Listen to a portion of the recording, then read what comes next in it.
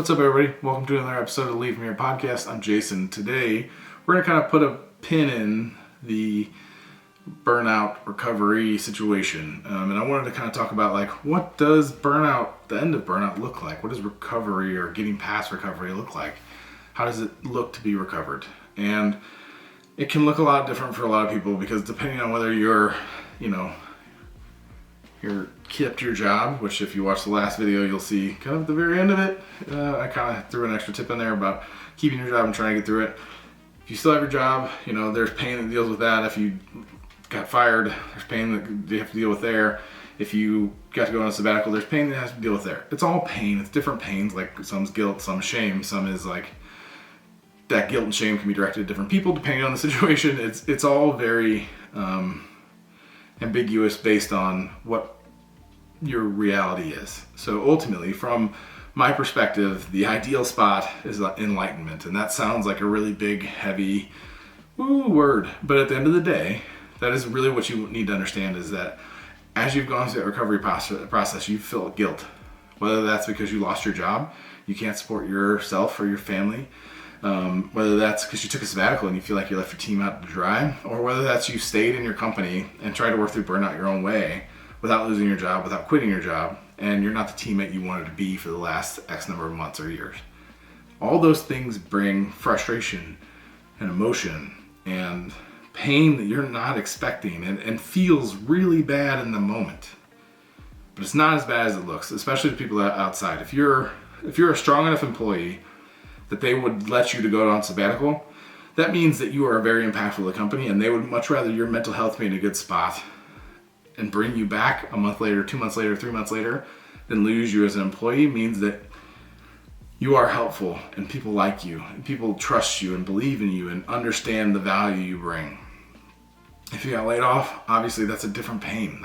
You're feeling guilty, you're feeling shame for getting fired, you're feeling shame for getting burnt out, and that is a tough spot to be, but it's also reality of the situation. You're burnt out. It happens. Everybody gets there. Then the last is you're in the team. You're just not feeling like a good person, a good teammate, a good leader if you're a burnt out leader. But the reality is if you're able to keep your job through all that and people still generally trust you, it means you are an outsized performer before anyway. So if you're an undersized performer and you're burnt out, you're probably going to end up in the middle bucket of getting fired. Just the reality of it. People will go a lot further for people that are overperformers than underperformers. It's just the way of the world. I keep using the word pain, and people are probably wondering, why do you keep talking about pain? What is that? I talked about all those emotions, grief and shame and frustration and sadness and maybe a little bit of depression, all those things, and you're like, those are different forms of pain, but why do you keep specifically saying pain? And this comes from the clarity you will get once you've gotten through recovery of understanding that it was actually mostly your actions that caused all of those things.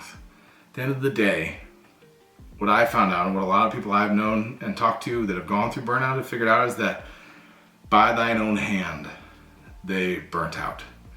It is very rarely a company being like, you have to work.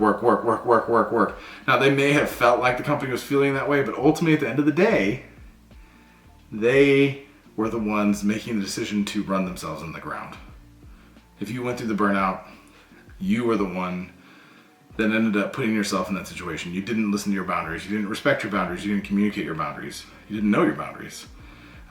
You worked beyond what your capacity was. You pushed yourself too far, too hard, too often. You didn't give yourself breaks. You didn't take vacation. Doesn't mean you have to go on vacation. It just means you need to take time off. All those things are all things that basically equate to burnout over time if you don't do it. And if you get to that spot, it's ultimately on you, and it's hard for people to deal with. And I promise you, at some point, as you go through recovery, you will realize that is the thing, and it will hurt.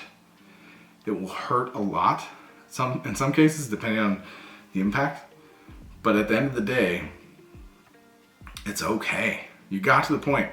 Now the pain is I felt it. How do you recover from that pain? You don't do it anymore. You set your boundaries. If you don't know your boundaries, you figure them out. You communicate what works for you and what doesn't work for you. And if the company you're at doesn't work, then it's time to start finding another company.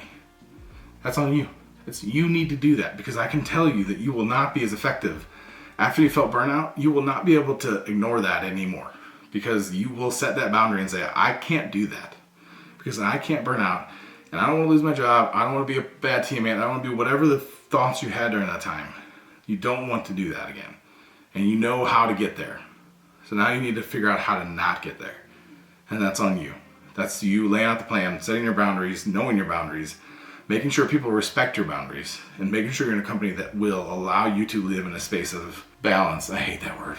It's not balance. It is balance, but ultimately it allows you to work hard, but also shut down and have time that allows you to recover. If you're feeling the pain, you're through recovery, I'm here. Hit me up, jason@leadfromhere.co. If you have more questions or you're going through recovery and you're just not sure, hit me up. I would appreciate talking to you. Would love to talk through what you're dealing with.